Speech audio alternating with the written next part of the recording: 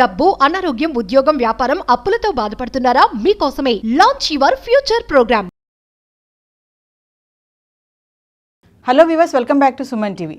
కో living culture, ఒకే అమ్మాయి అబ్బాయి కలిసి ఒకే హాస్టల్లో కానీ ఒకే రూమ్లో కానీ ఒకే ఫ్లాట్లో కానీ కలిసి ఉంటున్నారా? ఈ కో లివింగ్ కల్చర్ అనేది ఇప్పుడు షరా మామూలుగా మారిపోయింది.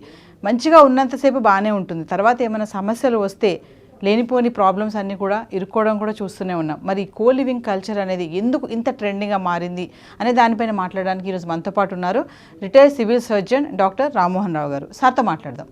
నమస్తే సార్. నమస్కారం అండి. సార్, కో లివింగ్ కల్చర్ వాళ్ళు చూసుకుంటే సహజీవనం అనేవాళ్ళు కదా, అంటే ఏదైనా ఒకటే కదా, ఇల్లీగల్ రిలేషన్షిప్ పేరు మాత్రమే సహజీవనం, అక్రమ సంబంధాలే, దీని కూడా అదే అనొచ్చు కదా. అంతే కదా, 100% దాంట్లో మాట ఏం లేదు. కానీ వాళ్ళకు పోషక పెట్టుకోవడానికి ఇలా పేర్లు మార్చుకున్నారు.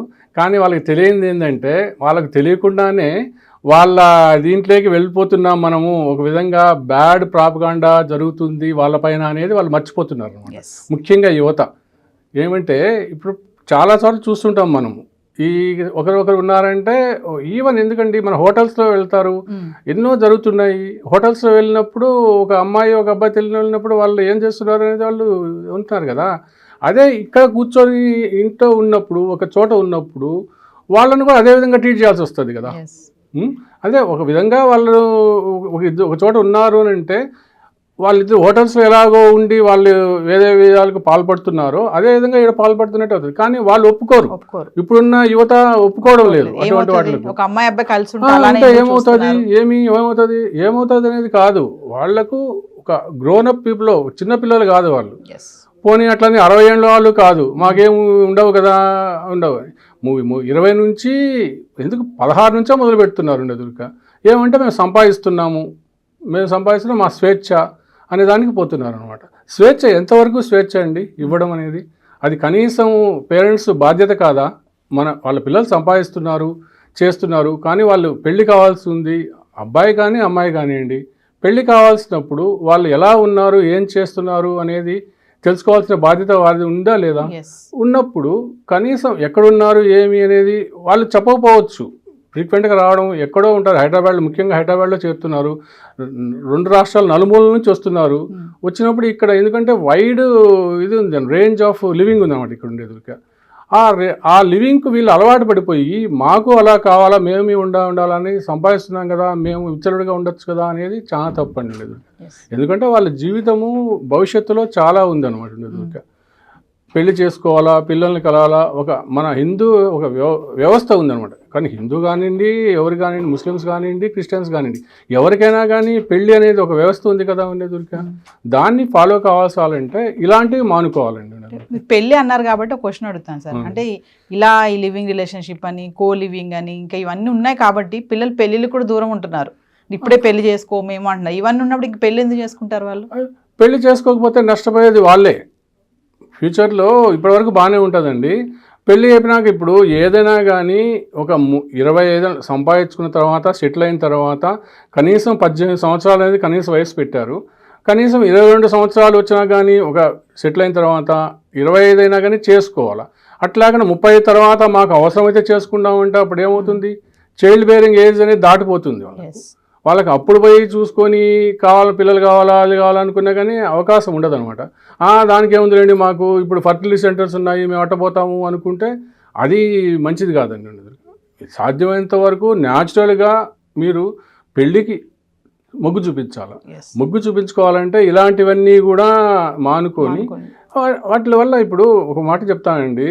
సరే మేమిద్దరం ఒక రూమ్లో ఉంటామండి, ఒక రూమ్ కలిసి ఉంటాము, మాకు ఏమీ ఫీలింగ్స్ ఉండవు అట్లా ఇట్లా అనుకుంటే మీ వయస్సు మీకు ఉండకపోవచ్చు. వయస్సు మీ చేత చేయించేటువంటి పనులను మీరు ఆపగలుగుతారా? ఒక రూమ్లో ఉన్నప్పుడు, ముఖ్యంగా ఒక అమ్మాయి అబ్బాయి వయసులో ఉన్నప్పుడు వారికి మధ్య ఆకర్షణ కావడానికి ప్రధానంగా 4 కారణాలు ఉంటాయండి ఉండేదొరిక. ఒకటి ప్రైవసీ అనమాట ఉండేదొరిక, ప్రైవసీ. రెండోది నియర్నెస్, క్లోజ్నెస్, అప్రోచబిలిటీ. ఇవన్నీ ఫిల్ అయినప్పుడు ఆటోమేటిక్గా వాళ్ళు ఒకటయ్యేదానికి అవసరాలు ఉంటాయి. ప్రైవసీ అంటారా, ఒకే రూమ్లో ఉంటున్నారు, ప్రైవసీ కావాల్సినంత ఉందన్నమాట. నియర్నెస్ అంటారా, కాలం గడిచే కొద్దీ ఫస్ట్కేమో బాగానే ఉంటారు, ఉంటారు. వాళ్ళు ఎవరో మేమో తెలియదు, ఫస్ట్కి బాగానే ఉంటారు, మాట్లాడే కొద్దీ చేయడం కొద్దీ ఒకరి మీద ఒకరు అనేది జరుగుతుంది అనమాట. తర్వాత క్లోజ్నెస్, ఆటోమేటిక్గా క్లోజ్నెస్ అవుతారు అనమాట. కొద్ది కాలం అయితే క్లోజ్నెస్కి వస్తారు. క్లోజ్నెస్కి అయిపోయిన తర్వాత చిన్నగా ఒకరికొకరు అప్రోచబిలిటీ వస్తుంది. ఏముందిలే మనకి దీనివల్ల ఏం జరుగుతుంది, ఏం పడుతుంది అనే దానికి వస్తుంది. కానీ పాతకాలం సామెత ఒకటి గుర్తుపెట్టుకోవాలి మనం, అరిటాకు ముళ్ళు మీద పడ్డా, ముళ్ళు అరిటాకు మీద పడినా చినిగేది అరిటాకే అనమాట.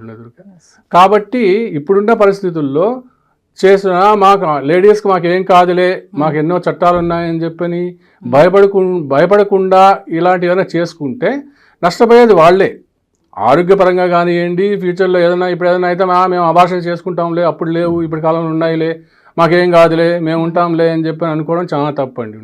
అలా కూడా ఉన్నారంట, ఎంతమంది లేరండి. ఇప్పుడు తెలియకుండా మీకు రెండో కంటికి తెలియకుండా తెలియదంటే చాలా ఇవి వస్తున్నాయి ఇప్పుడు దొరిక. అలాంటప్పుడు మేము కలిసి ఉంటాము, చేస్తాము. ఏదైనా ప్రెగ్నెన్సీ వచ్చిందంటే మా పాటికి మేము పోయి అబార్షణ చేసుకుంటాంలే, మళ్ళీ ఏం తెలియనట్టు ఉంటాంలే అని చెప్పి అనుకోవడము. అలా చేస్తే ఎవరికి నష్టం అండి ఉండేదొరిక? వాళ్ళు అనుకోవచ్చు చట్టాలు మాకు అనుకూలంగా ఉండాలి, అమ్మాయిలకు అనుకూలంగా ఉండాలి, అవసరమైతే వాడి మీద దోషేద్దాంలే. అది అవసరమా? ఉన్న పరిస్థితుల్లో చక్కగా నువ్వు చదువుకున్నావు, మీ తల్లిదండ్రులు ఏదో నీ కష్టపడి, ఇక్కడ హైదరాబాద్లో రిచ్ పీపుల్ ఉంటారు, మనీ మేక్స్ మెనీ థింగ్స్ అని ఉంటుందండి. కానీ దాని గురించి ఎక్కడో వచ్చిన వాళ్ళు, నువ్వు ఏ స్థితిలో వచ్చి ఉంటావో నీకు తెలియదు. ఆడవాళ్ళు కానివ్వండి, అబ్బాయిలు కానివ్వండి, ఏ దాంట్లో వచ్చింటో తెలియదు. మీరు అటువంటి దాంట్లో జాగ్రత్తగా లైఫ్ని లీడ్ చేసుకొని ఉంటే మీకే బెటర్ కదా ఉండేదూరిక. ఇప్పుడున్న వెర్రి వేషాలు అంటారు చూసారా, వాళ్ళు అట్లా చేశారు, వీళ్ళు అట్లా చేశారు, మేము ఎందుకు చేయకూడదు అని చెప్పి అనుకుంటే దాన్ని వెర్రి వేషాలు, వెయ్యి విధాలు అంటారు. వెయ్యి విధాలు. అంటే ఒక విషయం చెప్పండి సార్, ఇక్కడ మీరు ఇందాక ఒకటి అన్నారు కదా, ఒక అమ్మాయి అబ్బాయి కలిసి ఒక రూమ్ లో ఉన్నారు అంటే ఉండలేరు అంటారా? బాండింగ్ లేకుండా, క్లోజ్నెస్ లేకుండా, నిష్టగా వాళ్ళు మేము ఉంటాము ఉన్నా కానీ వాళ్ళ హార్మోన్స్ ఉండేవండి. ఇప్పుడు అన్ని నైట్లో ఉంటారు, ఎగ్జామ్ నైట్లో ఉంటారు, ఉండేటువంటి ఒక రూమ్లో మనం సినిమాలు చూపిస్తాను కూడా కావచ్చు, కొద్దిగా ఉన్నట్టు రూమ్లో నాకు భయం అని చెప్పిన అమ్మాయి ఒకే రూమ్లో ఉన్నప్పుడు అంటే చర్య అనేది ప్రతిచర్య అయితే ఉంటుంది కదా. అలాంటివి తెచ్చుకోవడం అవసరమా? అలా కాకుండా మీ పాటికి మీరు ఏదో సంపాదించుకుంటున్నారు, ఉంటున్నారు. ఈ కల్చర్లు అనవసరం కదా. కావాలంటే ఒక రూమ్లో ఉండి మీరు వాళ్ళ యొక్క అభిప్రాయాలు కలిసిన వాళ్ళు లేడీస్ జెంట్స్ ఉండండి, ఎవరి వాళ్ళ రూమ్లో ఉండండి. ఉండేదూరిక ఒక 4-5 రూమ్లు ఉంటాయి, ఒక అపార్ట్మెంట్లో 3 బెడ్రూమ్స్ ఉంటాయి, కామన్ కిచెన్ ఉంటుంది, అట్లా ఉంది. కానీ ఒక ఇద్దరు కలిసి ఒకే రూమ్లో ఉంటాం, మేము ఒకే రూమ్లో చేస్తాము, సాధ్యం కాదంటారు. అదే అంటే కానీ అలాంటి ప్రవరాకులు కానీ ఇలాంటి వాళ్ళు కానీ సతీ సావిత్రులు కానీ ఈ కాలంలో ఉంటారు అంటే నేనైతే ఒప్పుకోండి. చాలా మందికి ఒక అభిప్రాయం ఉందండి, ఈ కో లివింగ్ రిలేషన్షిప్ సహజీవనం ఇవన్నీ కూడా వసతి గృహాలు కాదు, వ్యభిచార గృహాల లాగా ఉంటున్నాయని కొంతమంది అంటున్నారు.